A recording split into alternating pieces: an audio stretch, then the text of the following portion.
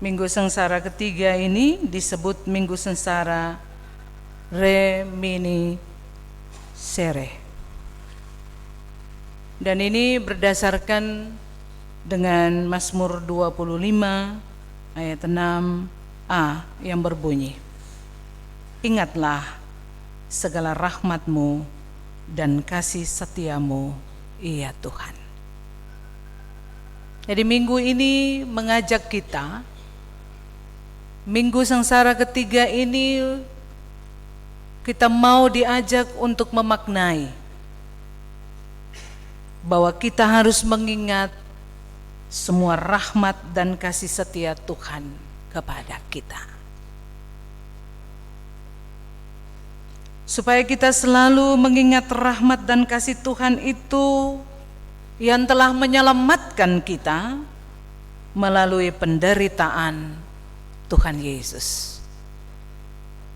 Ini penting Bapak Ibu Saudaraku yang diberkati di dalam Kristus, sebab keselamatan yang kita peroleh itu bukan karena hasil usaha kita,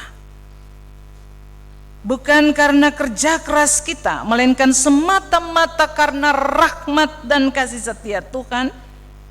Dan karena itu kita harus menyambut rahmat dan kasih setia Tuhan itu dengan iman yang sungguh kepada Tuhan. Karena itu berdasarkan pemahaman itu, maka di dalam perikop Yohanes 3 ayat 1 sampai 21 kita menemukan bahwa rahmat dan kasih Allah itu dinyatakan kalau kita baca ayat 16 di sana. Bolehkah kita sama-sama membacakannya? Ayat 16. 3. Karena begitu besar kasih Allah akan dunia ini, sehingga Ia telah mengaruniakan anaknya yang tunggal, supaya setiap orang yang percaya kepadanya tidak binasa, melainkan beroleh hidup yang kekal. Bapak Ibu Saudaraku yang diberkati, itulah bunyi ayat 16. Ayat itu begitu terkenal dan orang hafal akang di luar kepala. Kalau tanya alepung ayat apa favorit apa, pasti ada di antara ketong semua ada bilang bahwa Yohanes pasal 3 ayat 16. Begitu luar biasa sampai anak-anak yang kecil pun menghafal dengan sangat baik. Biasanya para pengasuh juga suruh dong hafal di rumah ya. Namun ada cukup banyak orang Kristen juga yang masih keliru, termasuk beta dan Bapak Ibu, dalam memaknai segala, memaknai semua, memaknai ayat ini, sehingga acap kali ketong acu tak acu dalam hidup keberagaman kita. Untuk itu Bapak Ibu, maka ayat yang amat terkenal ini mesti kita pahami dalam kaitan secara keseluruhan dalam perikop bacaan kita. Kita harus memahaminya dengan lengkap tentang rahmat dan kasih setia Tuhan itu. Jadi panggal-panggal, sens panggal-panggal kita mengerti. Bukan saja ayat 16, tapi secara keseluruhan perikop kita pagi ini. Bapak Ibu Saudaraku yang diberkati, perikop diberi judul percakapan dengan Nikodemus. Tema dari percakapan ini adalah tentang lahir baru atau kelahiran baru, yaitu kelahiran oleh Roh Kudus. Menariknya bahwa kisah ini dimulai dengan menjelaskan tentang siapa teman bicara Tuhan Yesus. Teman bicara Tuhan Yesus adalah Nikodemus. Yohanes sendiri, penginjil Yohanes sendiri secara sengaja mengawali kisah ini dengan menjelaskan siapa Nikodemus. Bahwa Nikodemus bukanlah orang sembarangan. Ia adalah seorang Yahudi dari golongan Farisi dan dia menjabat sebagai seorang pemimpin agama Yahudi. Jadi Nikodemus adalah seorang terpelajar. Nikodemus adalah seorang teolog dan seorang anggota Sanhedrin atau Sanhedrin. Sanhedrin itu adalah pemimpin agama Yahudi. Kalau seorang pemimpin agama Yahudi, maka dia punya pemahaman teolog itu sangat kuat. Mengapa identitas Nikodemus itu harus dipaparkan lebih awal?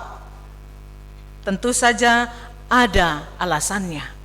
Nah, ada dua alasan yang hendak disampaikan di sini, yaitu pertama, orang sekelas Nikodemus masih orang sekelas Nikodemus ini masih saja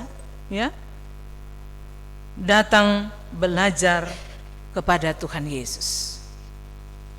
Orang sekelas Nikodemus ini saja masih datang untuk belajar dari Tuhan Yesus, apalagi orang lain. Jadi jika Nikodemus yang punya kapasitas dalam ilmu agama yang sudah tinggi, namun harus terus belajar dari Tuhan Yesus, maka kita pun juga harus menyediakan waktu untuk datang kepada Tuhan Yesus, berjumpa dan terus belajar firman-Nya demi menjadi tuntunan bagi perjalanan hidup kita ke depan. Dalam kenyataan hidup beriman, ada begitu banyak orang yang kadang merasa dirinya sudah begitu pandai, sudah begitu pintar, sehingga tidak mau lagi datang berjumpa dengan Yesus untuk belajar daripadanya tentang kerajaan Allah dan segala hukum-hukum kerajaan itu. Alasan yang kedua, Bapak Ibu Saudaraku, orang sekelas Nikodemus itu saja ilmu agamanya hebat, namun belum memahami siapa Yesus yang sebenarnya, apalagi dengan kita. Karena itu Bapak Ibu Saudara-saudara, sebagaimana dikisahkan di dalam perikop ini, bahwa pada suatu malam Nikodemus datang kepada Yesus. Ketika ia sudah berjumpa dengan Yesus, ia menunjukkan sikap hormatnya kepada Yesus. Sikap hormatnya itu nampak dari sapaannya kepada Yesus sebagai rabi atau guru, serta pengakuannya bahwa Yesus adalah guru yang diutus oleh Allah.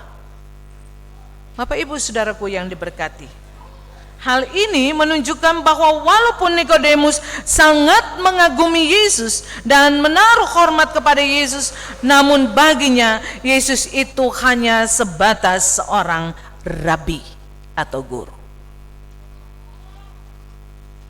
Ini menunjukkan bahwa Nikodemus walaupun seorang pengajar agama Yahudi, namun ia belum memahami siapa Yesus sebenarnya yang sedang berbicara dengan dia.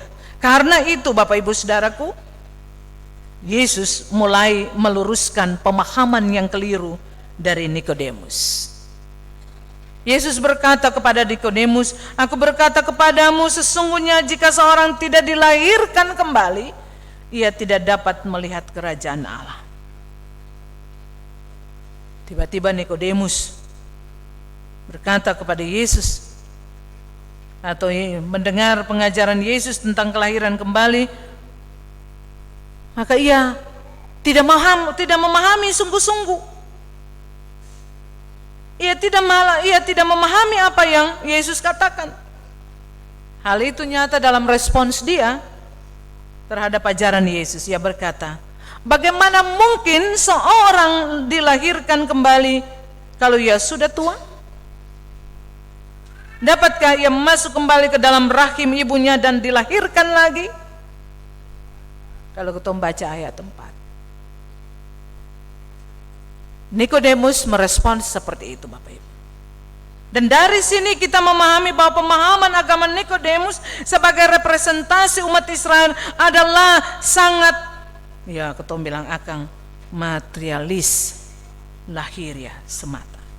Artinya bahwa agama yang dipahami oleh Nikodemus sebagai seorang ahli Taurat lebih menekankan hal-hal lahiriah saja daripada hal-hal rohani atau spiritual.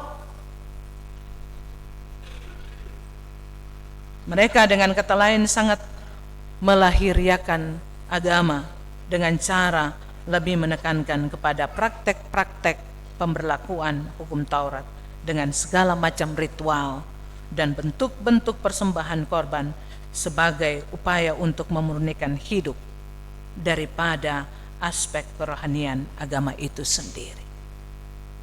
Akibatnya mereka sendiri lebih menekankan pada perbuatan-perbuatan sebagai cara memperoleh keselamatan daripada anugerah dan rahmat Allah. Dampaknya ialah mereka kelihatan saleh, mereka kelihatan begitu rohaniawan dalam beragama, namun kerohanian mereka atau spiritual mereka menjadi kering. Ya, ada orang begitu ya, sangat saleh, sangat luar biasa, tekun luar biasa. Wih, rajin sekali, sampai kurang-kurang anak-anak sekolah minggu, kalau orang besar anak sekolah minggu pun ibadah dia mau masuk lagi.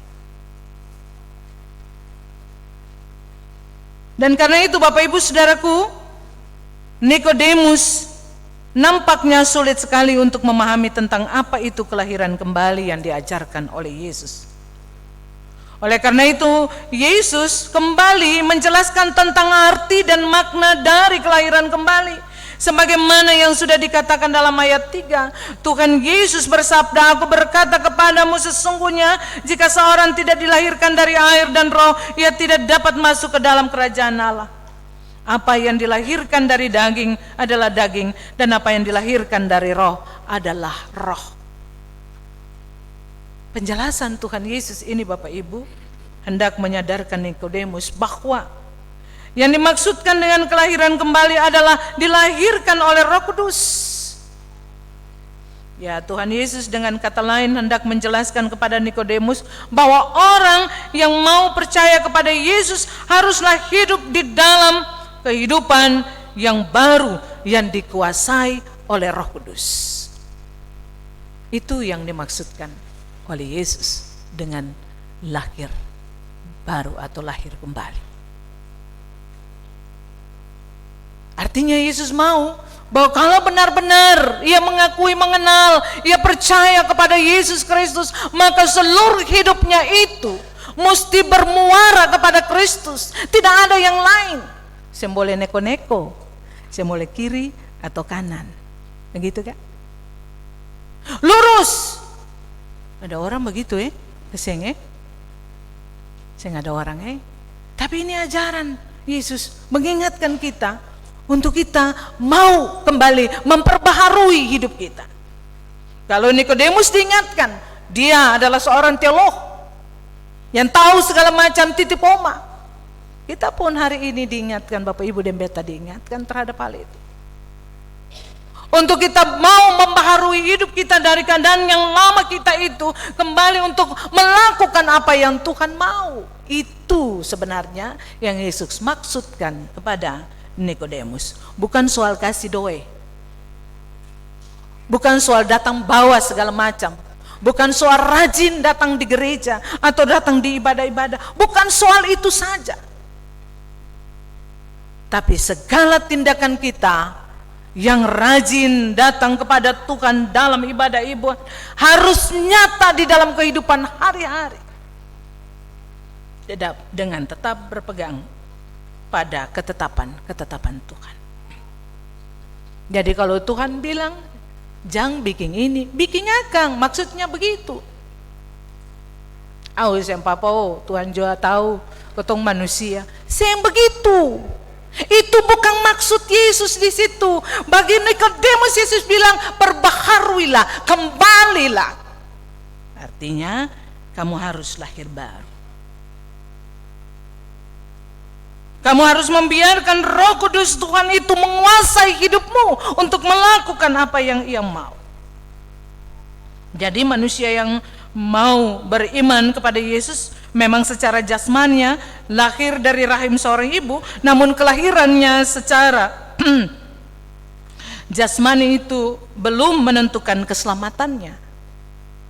Ia membutuhkan sebuah proses kelahiran baru, yaitu lahir dari Roh Kudus. Jadi seseorang boleh mengaku diri sebagai murid Yesus, yang beriman kepada Yesus, yang percaya kepada Yesus. Namun sepanjang hidupnya belum menunjukkan hidup yang baru, maka ia belum lahir baru, atau ia belum mengalami kelahiran kembali. Jadi beriman kepada Yesus menuntut sebuah sikap hidup yang betul-betul dibaharui oleh Roh Kudus. Jadi bukan sekedar di kulit saja, di luar saja dapat lihat bagus, tapi di dalam rongsok.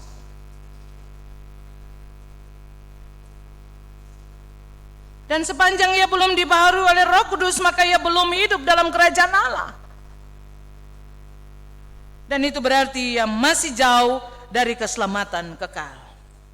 Itu yang dimaksudkan.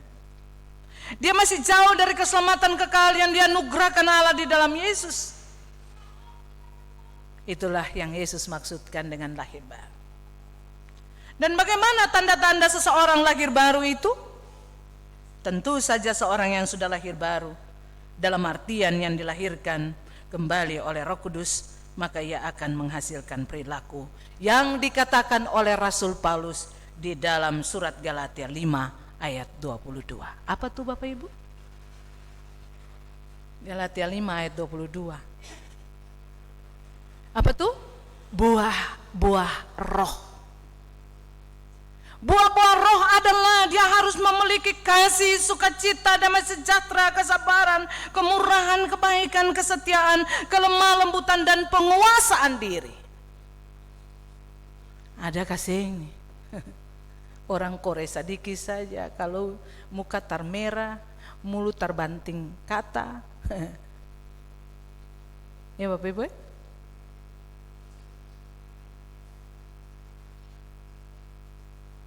Damai sejahtera,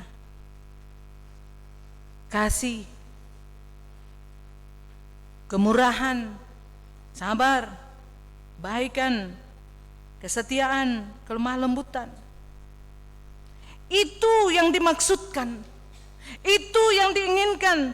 Dan seorang yang dikatakan sudah lahir baru, maka tanda-tanda yang akan dilihat di sana dalam diri orang itu menghasilkan perilaku seperti itu. Kita harus berusaha melakukannya. Memang yang gampang, tapi harus melakukan atau berusaha melakukannya. Dan kita akan sanggup kalau Roh Kudus Tuhan bekerja. Saudara-saudaraku yang diberkati, kehidupan baru atau kelahiran kembali yang dimaksudkan oleh Tuhan Yesus di sini tidak dapat diusahakan oleh manusia dengan cara apapun. Manusia dapat memiliki hidup baru itu hanya semata-mata karena karya Roh Kudus. Oleh sebab itu, maka manusia memerlukan campur tangan Tuhan. Jadi jangan ikut kuat sendiri, yang bisa dapat akang. Tapi minta Tuhan untuk menolong kita. Turun campur tangan bagi kita. Dari sinilah maka Tuhan Yesus melanjutkan penjelasannya kepada Nikodemus itu tentang penderitaan yang akan dialami oleh Yesus menuju pemuliaannya.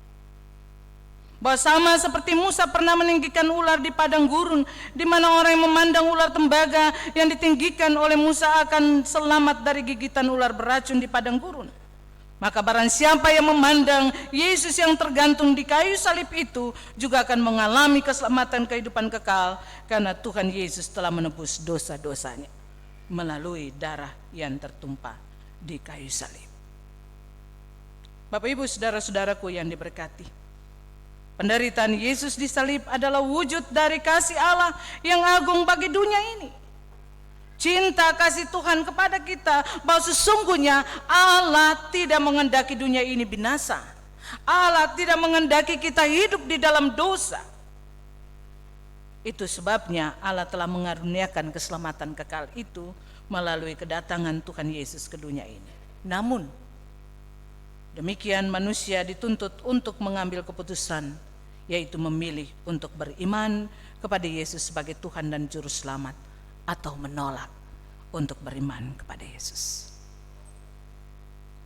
Sebab hanya bagi orang yang mengaku beriman kepada Yesus sajalah yang akan menerima hidup kekal. Bagi mereka yang menolak Yesus akan tetap hidup dalam kegelapan, yaitu mengalami keterasingan dari Yesus yang adalah sumber keselamatan dan hidup kekal. Karena itu Bapak Ibu saudara-saudara yang diberkati di dalam Kristus Yesus, sebagai umat Tuhan yang kini sedang mengalami minggu-minggu atau memasuki minggu-minggu sengsara Tuhan Yesus yang ketiga, maka kita diingatkan oleh Tuhan Yesus melalui firman-Nya di hari ini, bahwa rahmat dan kasih Tuhan itu sudah nyata dalam diri Tuhan Yesus Kristus yang menderita di salib. Namun kita dituntut untuk hidup dalam hidup yang baru, yaitu hidup yang dituntut dan dikendalikan oleh Roh Kudus.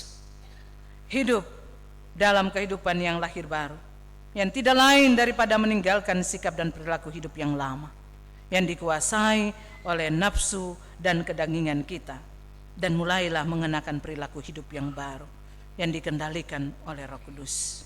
Hidup yang mesti nampak buah-buah roh yang tadi dibilang kasih, sukacita, damai sejahtera, kesabaran, kemurahan, kebaikan, kesetiaan, kelemah lembutan, dan penguasaan diri. Dan untuk itu maka marilah kita dengan rendah hati selalu datang untuk belajar dari Tuhan Yesus melalui firman-Nya. Ingatlah bahwa orang sekelas Nikodemus pun masih mau datang belajar dari Yesus, apalagi kita. Dengan belajar dari Yesus, maka kita akan semakin mudah dikendalikan oleh Yesus melalui kuasa Roh Kudus-Nya, sehingga hidup kita terus dibaharui dan kehidupan kita hari lepas hari menjadi lebih baik, dan akan terbit mulai dari keluarga, hidup yang manis, harmonis satu di antara yang lain, bahkan juga dengan tetangga, bahkan juga dengan semua orang.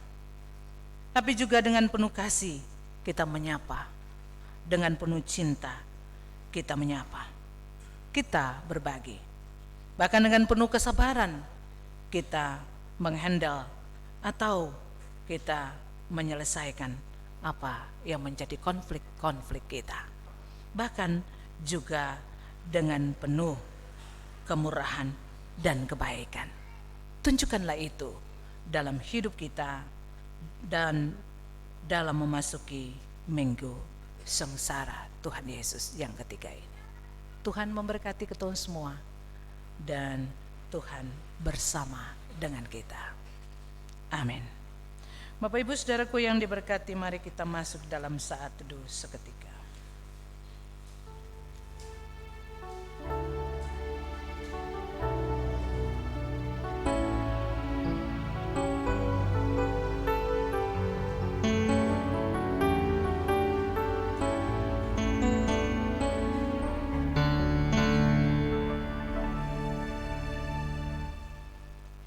Ya, kita akan mengungkapkan pengakuan iman rasuli kita sambil berdiri. Demikian kita katakan, aku percaya kepada Allah, Bapa yang Maha Kuasa, Halik langitan, dan kepada Yesus Kristus anaknya, lahir dari anak darah Maria, yang menderita di bawah pemerintahan Pontius Pilatus, salibkan, mati, dan dikuburkan, turun ke dalam kerajaan maut. Pada hari yang ketiga, bangkit pula dari antara orang mati, naik ke sorga, duduk di sebelah kanan Allah, Bapa yang Maha Kuasa, dan akan datang dari sana untuk menghakimi orang yang hidup dan yang mati. Aku percaya kepada Roh Kudus, gereja yang kudus dan am, persekutuan orang kudus, pengampunan dosa, kebangkitan daging, dan hidup yang kekal. Amin. Disilakan duduk.